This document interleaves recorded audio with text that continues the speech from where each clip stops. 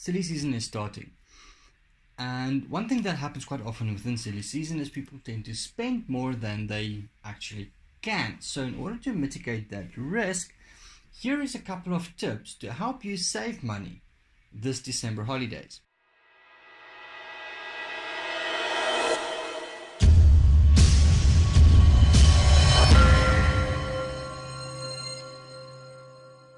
So here's a couple of ideas that you can implement. You don't have to do all of it. It takes a bit of an effort, but it's a very good way to make sure that you have enough month left at the end of your Christmas bonus.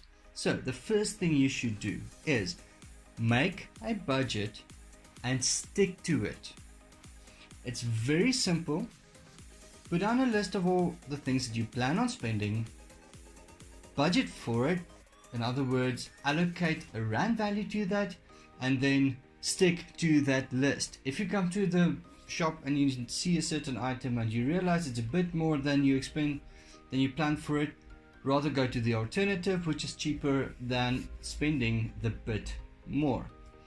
Option number 2, make a gift list and a grocery list and stick to it. Right?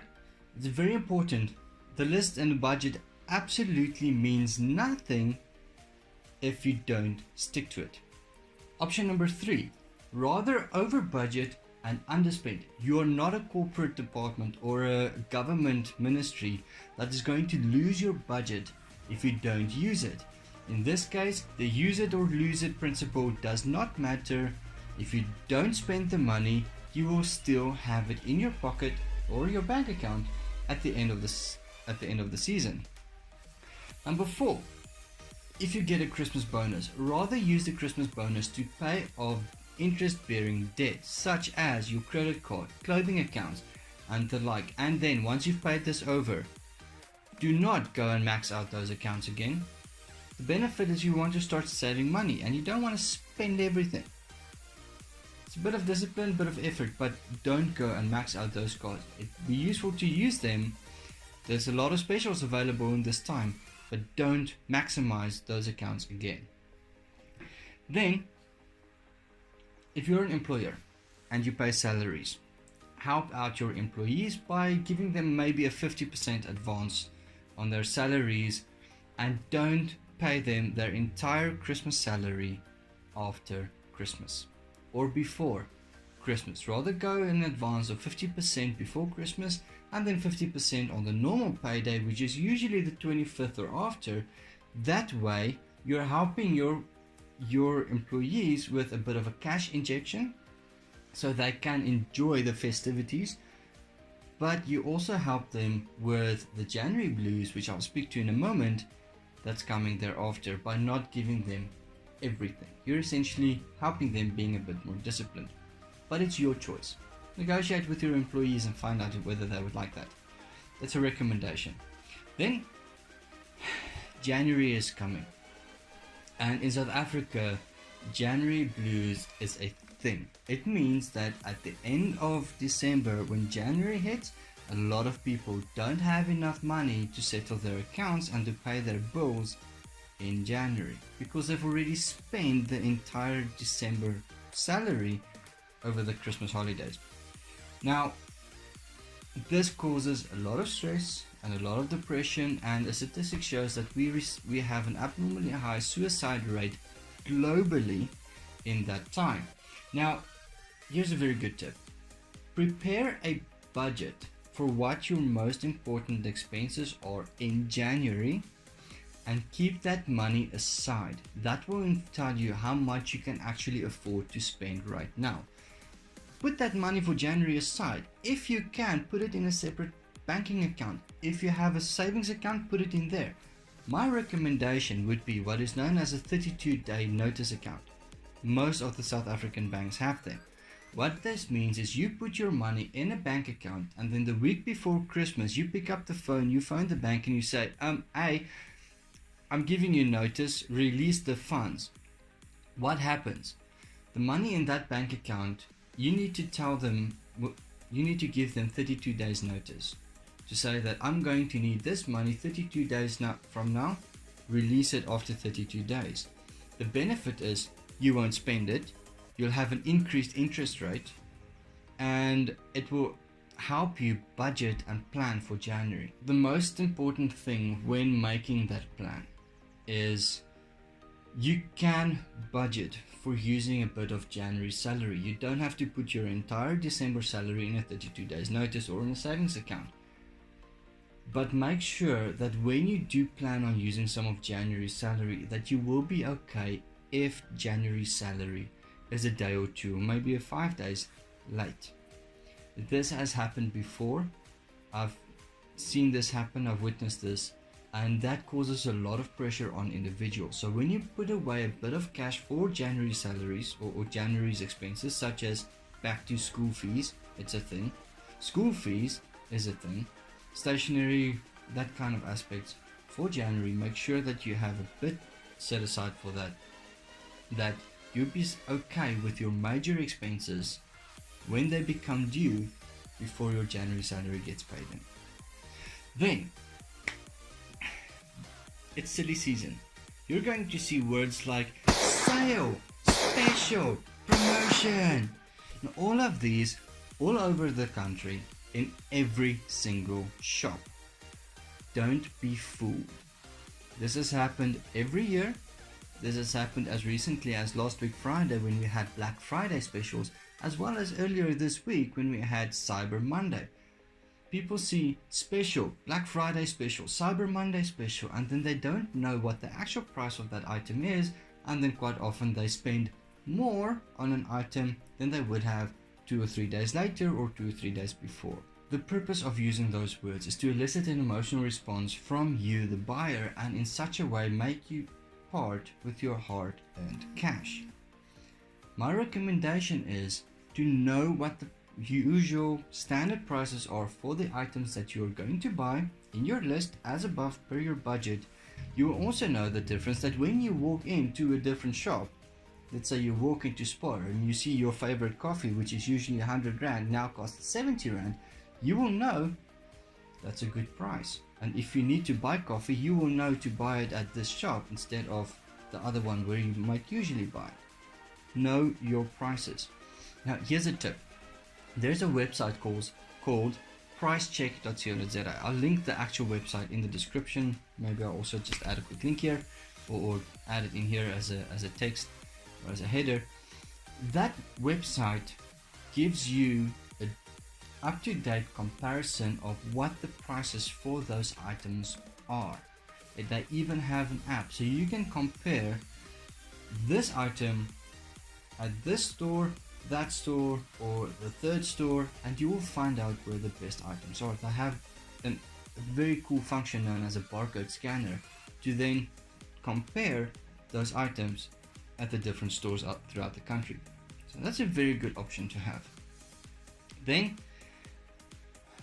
take your own wine to restaurants. If you're going to restaurants, phone them ahead and ask them, do they have a corkage charge or a corkage fee? Now usually what happens is some restaurants allow you to bring your own wine.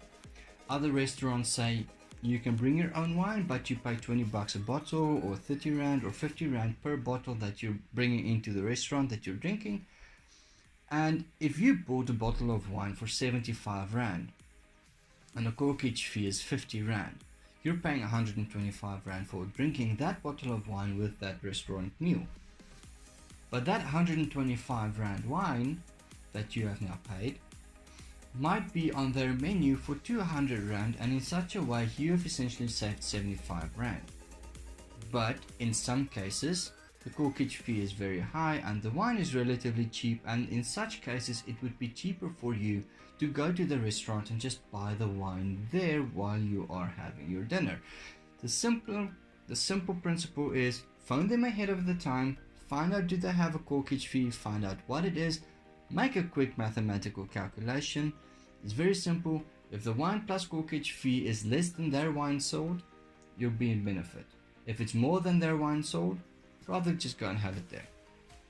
So that's option, number 9. Number 10 would be enjoy some quiet, relaxed time reading or just playing board games with some friends.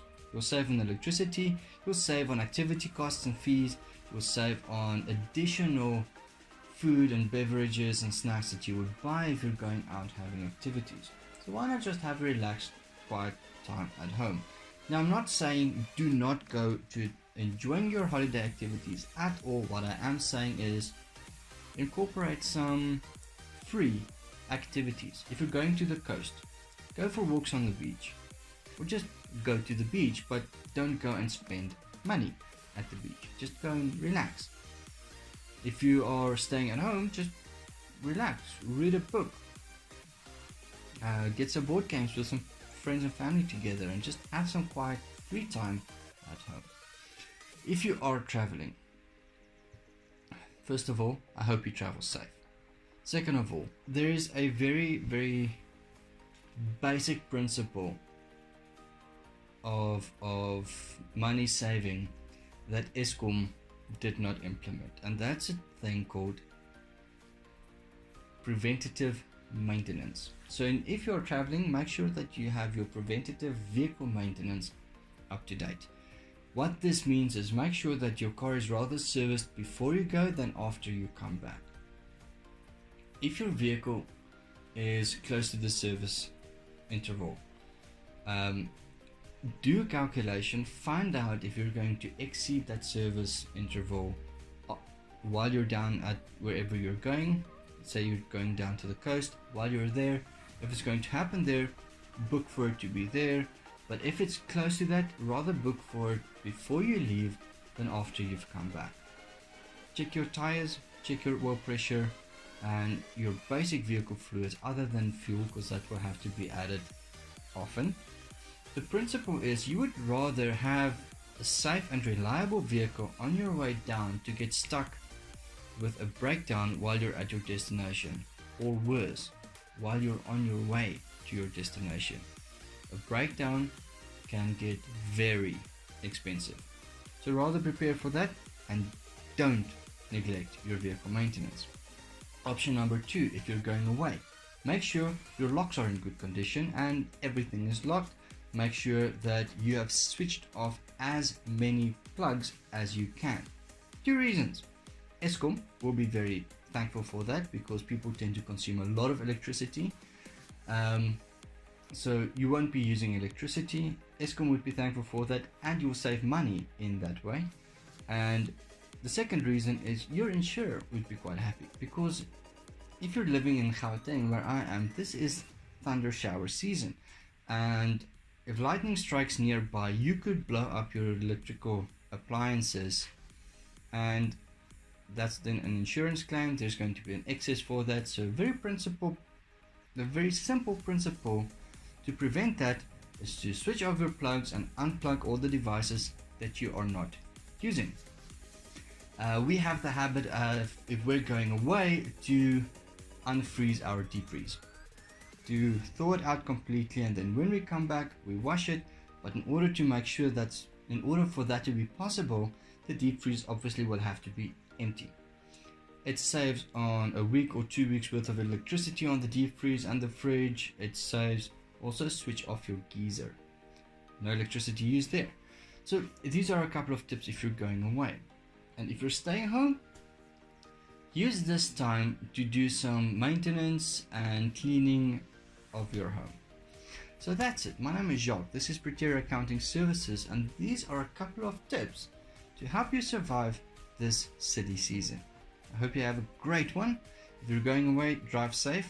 If you are staying home, enjoy it. And you will still hear from me before the end of the year. This is just this week's tips on how to save money going into silly season. Enjoy your weekend.